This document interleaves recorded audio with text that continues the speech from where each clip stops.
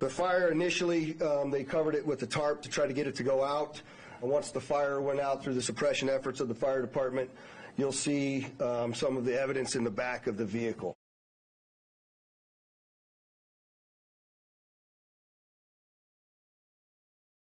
The fact that this was a Cybertruck really limited the damage that occurred inside of the valet because it had most of the blast go up through the truck and out.